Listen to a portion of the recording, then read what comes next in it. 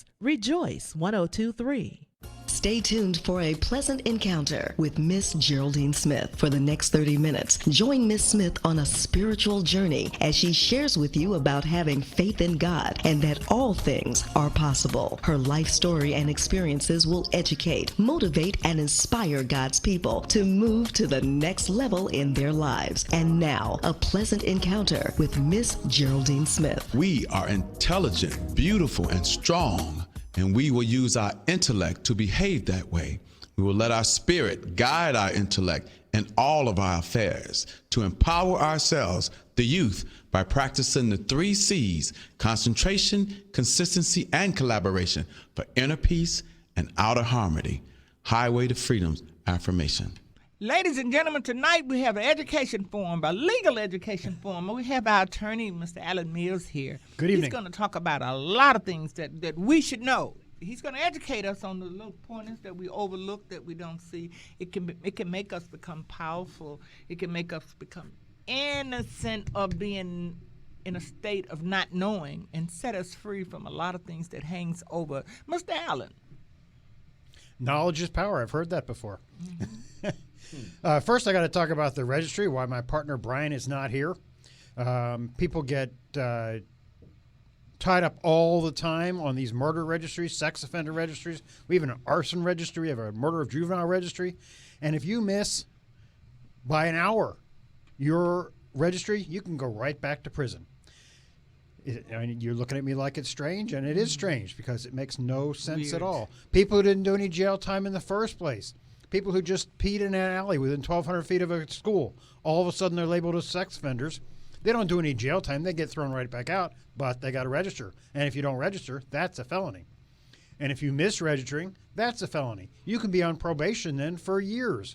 And as a result, you can't leave the state, even to go across the line and talk on a wonderful radio show like this one. Wow. And educate people. That's insanity. Why in the world somebody should pee in the alley and then all of a sudden not be able to go on the radio and talk about how there are problems in the world and how to fix them is beyond me. It makes no sense at all. But speaking of breaking the law, we gotta talk about the Prisoner Review Board. Prisoner Review Board lost 2 members last week that the governor asked to step down because there's a scandal. Both of them apparently, according to news reports, have reported falsely their income during the time that they were filing for bankruptcy. Mr. Monreal, when he was chairman of the Prisoner Review Board, according to the papers, said that he only made about half the salary he was going to and claimed he was chairman of the Illinois Prisons Authority, which doesn't exist, and as a result got to keep his apparently very nice house and qualified for the Chapter 7 bankruptcy instead of having to declare the more formal kind of bankruptcy. He got to pay it back over time and So you mean tell me he can lie to the government? He was and just get a little pat. Then somebody peed in the alley. Okay. Well, we don't know if he's going to get a pat. If what is said in the papers is true, it's a federal felony, and he himself could end up in federal prison. But the real irony here is the people who were deciding whether people should get out of prison, whether people should go back to prison for these little sex offense things we talked about, that's the Prisoner Review Board. Those very people that are sitting on it were at the same time committing what appear to be very serious crimes of their own. It shows just how messed up this system is in my brain. It's a tragedy. Nobody going to prison is a good thing, and I don't want to sit here and gloat over people who are going to prison. But I think the real point here is that Governor Rauner has made a commitment very publicly that he wants to reduce the prison population by 25% over the next 10 years. He now has an opportunity to get a really good start at that by appointing 2 new members to this board. The Prisoner Review Board is sort of an obscure agency. Many people don't know what it does. But remember, over 25% of the people going into the prison system each year, more than 10,000 people, they're there not because they committed a new crime. They're there because the Prisoner Review Board said they violated some technical part of their parole and as a result should go back to prison. Changing the makeup of this board can cut out, right at the beginning, 10,000 people a year walking through the front gates of a prison. That's a huge difference. So if Governor Rauner really is serious about wanting to decarcerate the state and try to start solving the problems we have of vastly overcrowded prisons, this is his opportunity to do so. 2 of the 15 board members are now vacant. He's already appointed several.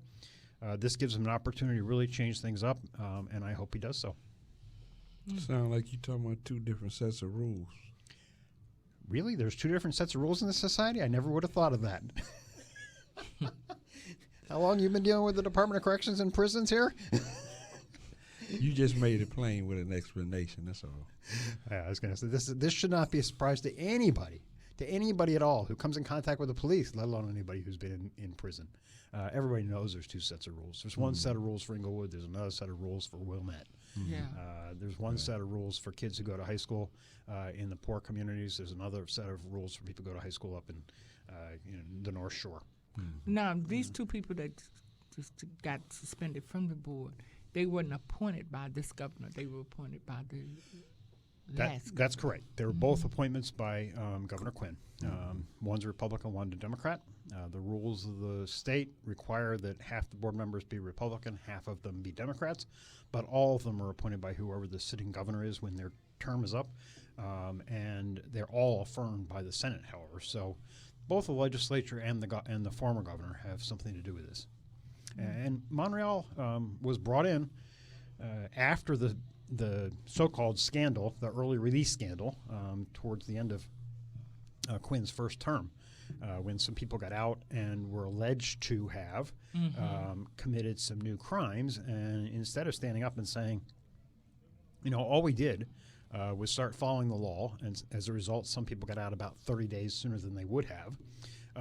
Quinn ran and said, I didn't know anything about this. This was a scandal. I'm going to put a stop to it. Nobody was ever in danger from anything under this so-called fake scandal. But isn't Governor Quinn the one that he ran from the problems of Blagojevich, didn't he? Yeah, they both did. I mean, neither of them did anything positive with our prison system. Right. I had great hopes. I remember sitting on my couch the night Blagojevich won, and Lisa Madigan took the Attorney General's office, and I said, okay, we have the 2 offices that really matter for prisoners are now in Democrats' hands. It's time for a change. And They flipped the coin. No, never happened. And, of course, the great irony is Blagojevich also is currently sitting in prison. So, So your there's vision 2 sets fell of on rules. deaf Exactly ears. right. So your vision fell on deaf ears. Well, we'll see. The great irony here would be if Governor Rauner, a very conservative Republican, actually is the one to start cutting this prison system down. I hope he does it. I don't have great hopes, but none of the Democrats did it, so Try something new. it could happen, right? It could happen. Absolutely, it could happen. Well, I think it could happen. I don't know what he's going to do, but when you look at a lot of things that he's doing, he's messing up everything else. So let's mess up the system. Yeah, the question is whether or not he's really going to let people out, or is he just going to pretend to make changes by cutting the money? I just read in the paper today that while the courts wouldn't let him force state workers to work for free, his newest move is to take away their health care. So that they still get paid their salary, but they just don't get any health care benefits because the courts have said they can't cut their salaries while they are still working.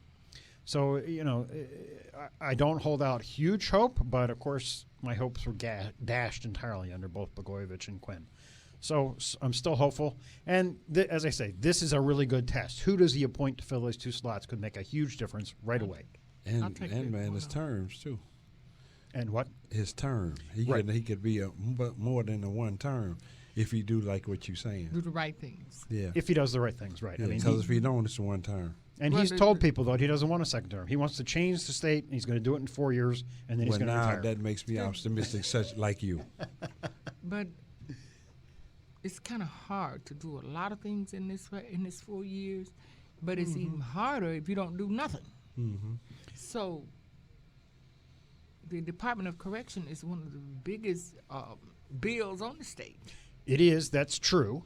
But don't forget, he's in prisons in 28 states. His Medicare and his stock options. On the other hand, the governor has the ability. The governor and the state's attorney are the 2 people who right away could make a huge difference in the number of people who are locked up. We have a state's attorney election coming up next year. So that's the gatekeeper. In order to legalize marijuana in Illinois, all you have to do, or Cook County anyway, all that has to happen is the state's attorney has to say, I'm not prosecuting those cases anymore. Don't bother to arrest people because I'm not prosecuting a single one of them. They come in front of me, I dismiss them. State's attorney can do that. Doesn't need any change in the law, doesn't need anything. State's attorney has an absolute right to decide who to charge and who not. State's attorney is also the one that goes in front of people and asks for bail. If the state's attorney were all of a sudden to start going into 26 in California every day and say, I'm not asking for bail for any but a violent offender, Cook County Jail would empty out next week. So the state's attorney has this huge power. The governor has similar power. The governor has the absolute unreviewable discretion to pardon anybody he wants or to give them time served in prison. So if he wants to cut down the number of people in prison, all he has to do is start issuing pardons. He too could say, no more drug offenders are going into my prisons. They can show up at the front door, but the minute they get there, I'm pardoning them. So state's attorneys statewide, stop prosecuting them because they're not spending a day in jail. One good thing you said, he has absolute power, except when it comes to him crossing heads with Mannigan. Well, he has absolute power to do very limited things. He has absolute power to pardon. Yeah. He hasn't got any power at all over the money, but to pardon, he can do that. Yeah, and the state's attorney's office is the most powerful office in the district. Right, and not enough people understand that. Not enough people. That's why I said it. So I know they don't. That's why I know you could explain it to You're them. exactly right, and Yes, people sir. just don't pay attention to that race, and it's coming up. right. I'm telling you, people got to start paying attention. Anybody who thinks that we shouldn't be prosecuting these low-level drug offenders out of the black community in particular, Yes, sir. go to the polls, vote in this primary coming up because I think we're going to have a really clear race Yes, sir. between Anita Alvarez, who has a long record of locking them up, throwing away the key, maximum charges possible, and Letting at police least a get couple. away with it, brutality and anything else. Absolutely. Who messes up a murder charge when somebody shoots blindly into a crowd of people Yes, sir. and only charges them negligence and then loses because the judge says, wasn't negligent, he shot them on purpose. Yeah. And then he gets away with it because she charged him low. That's the one Wrong good thing charge. about Donna. She said she'd have charged him with murder. About who? You, Donna Moore. yeah, Miss Moore. We got to meet Miss Kim. Kim Fox.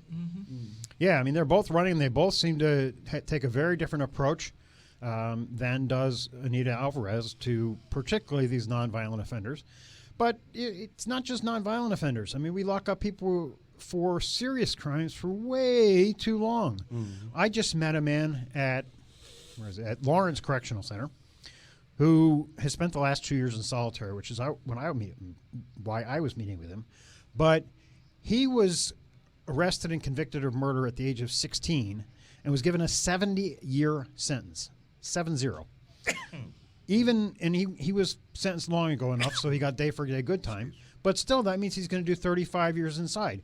When he gets out, he'll be 50, They know nothing. 60 years old, and he will have.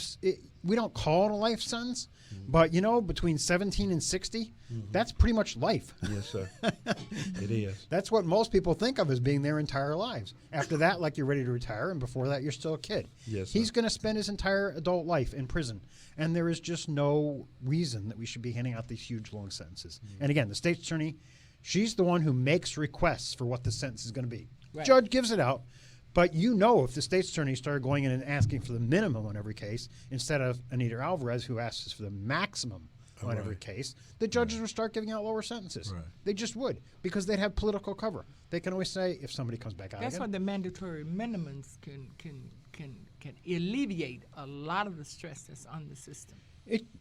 Yeah, absolutely. But it's not the minimums, it's the maximums that we're giving out that are the real problem. Everybody goes in, all the state's attorneys go in and ask for the maximum on everything. They charge the highest possible charge, and then they ask for the highest possible sentence.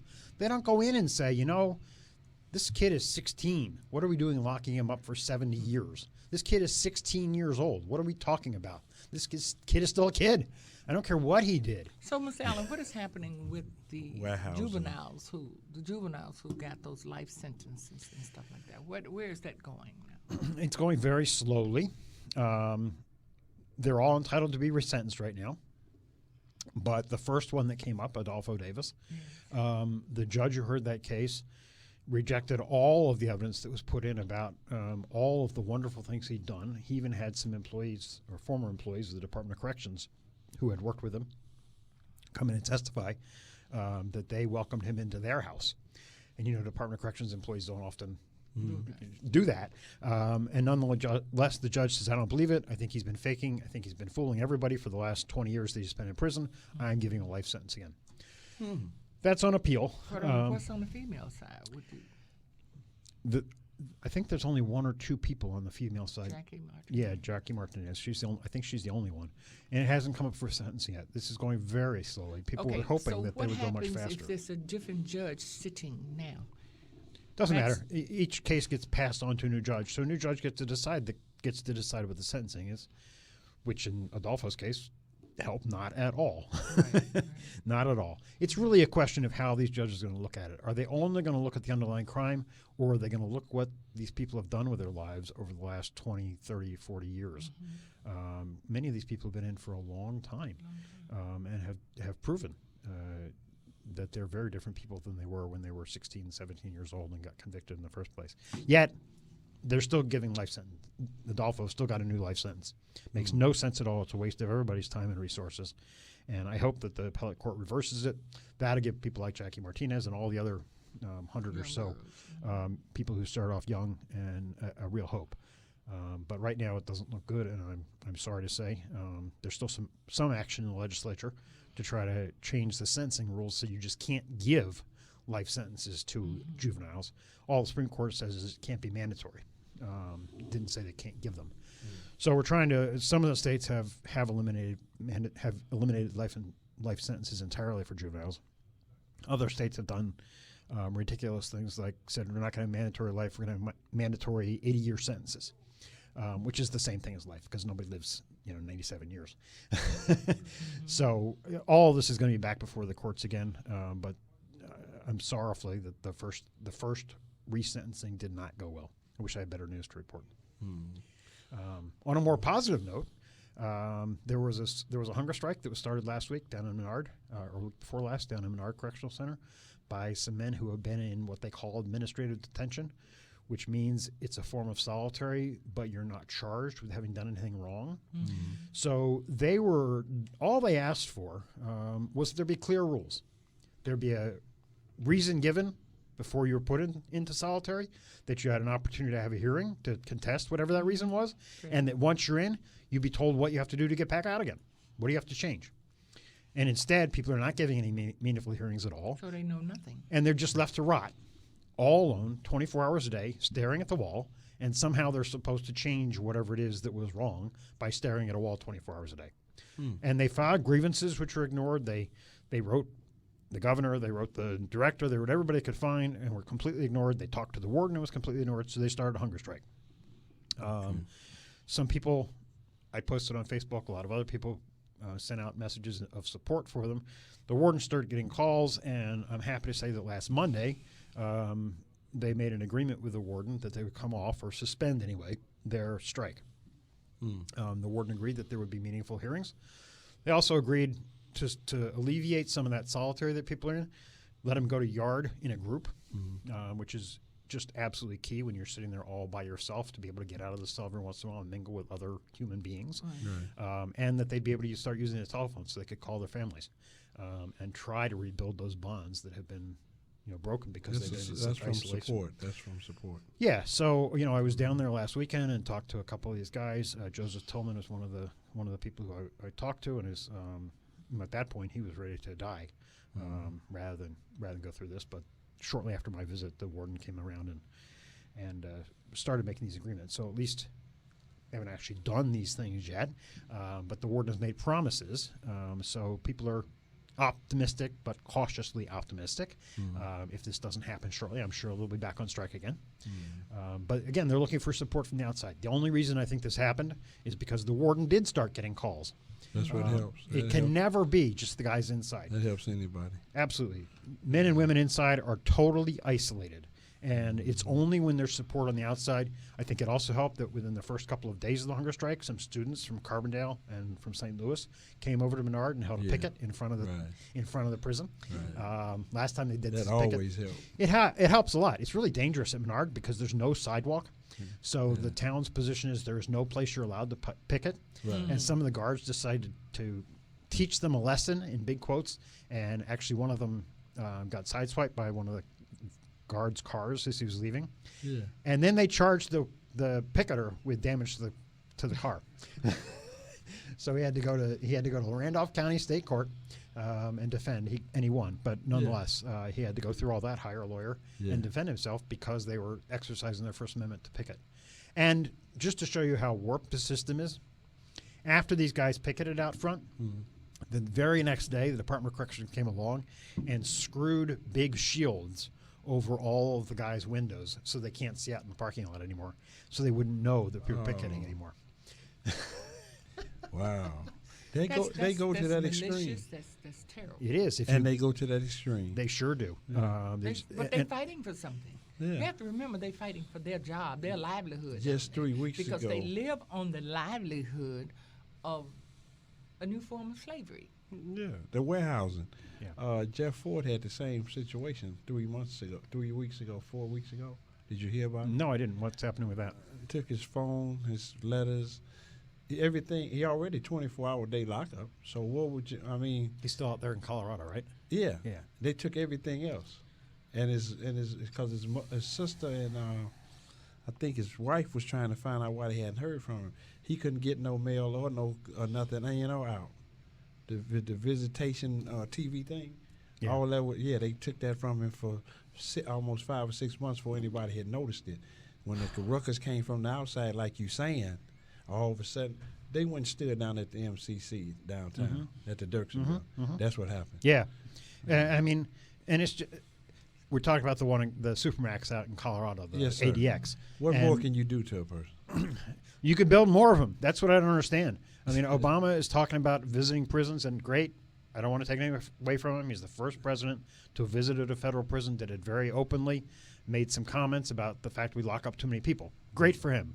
But and Durbin has made all kinds of comments about how we lock up too many people. We lock up too many people in solitary. But then right here at home in Thompson, Illinois, they're building a new Supermax prison.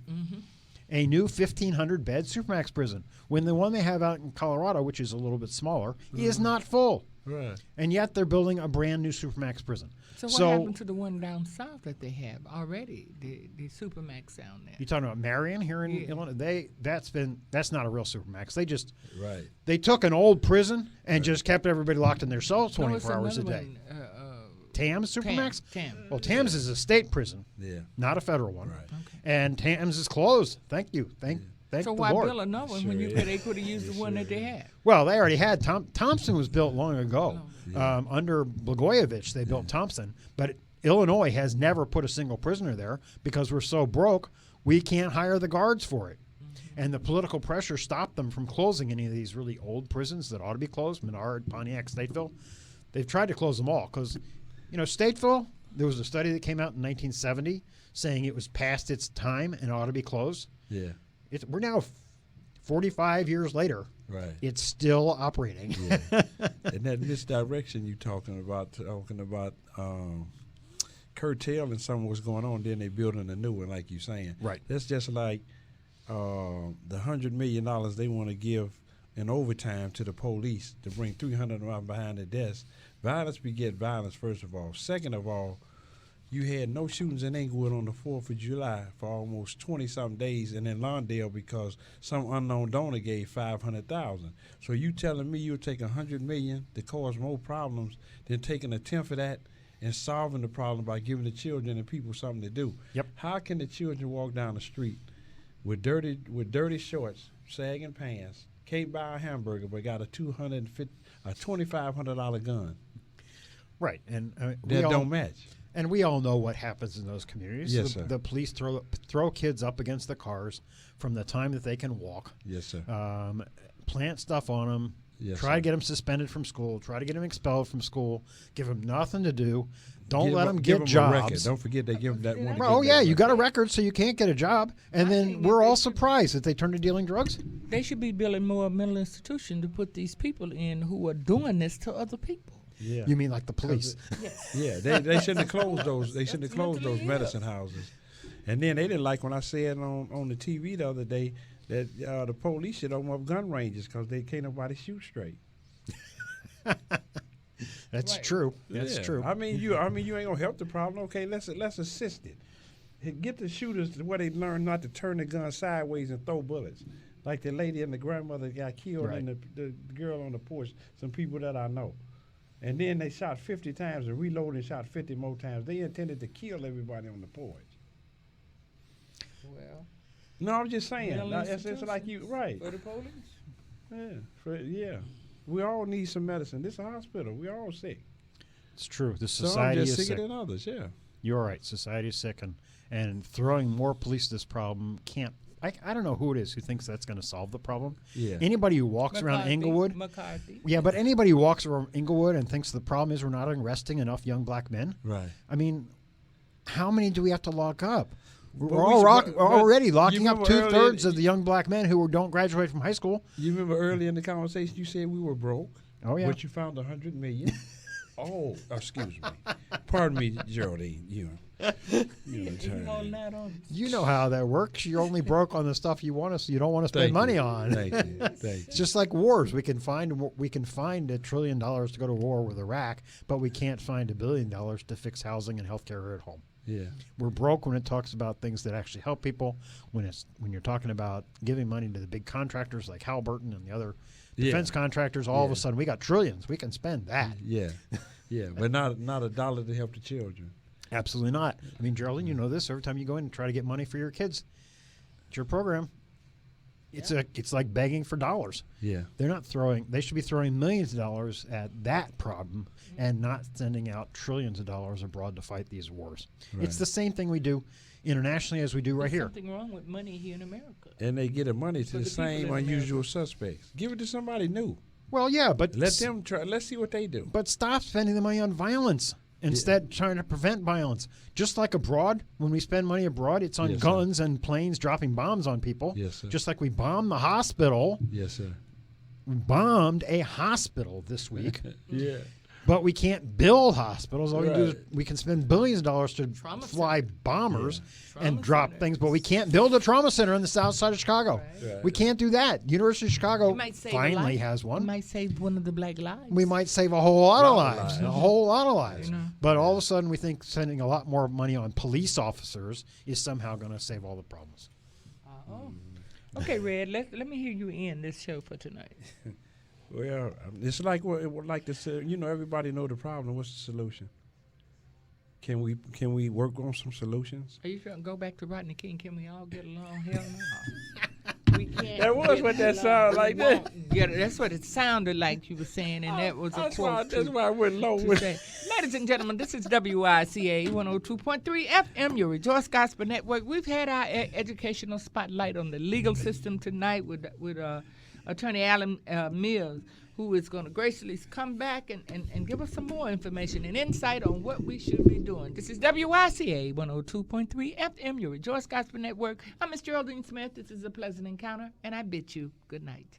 You have been listening to A Pleasant Encounter with Miss Geraldine Smith. We hope that you've enjoyed your journey with Miss Smith and pray that you've been inspired, uplifted, and edified by her story of faith. Listen next Sunday at 8:30 p.m. for A Pleasant Encounter. Remember, Philippians 4:13 says that I can do all things through Christ who strengthens me.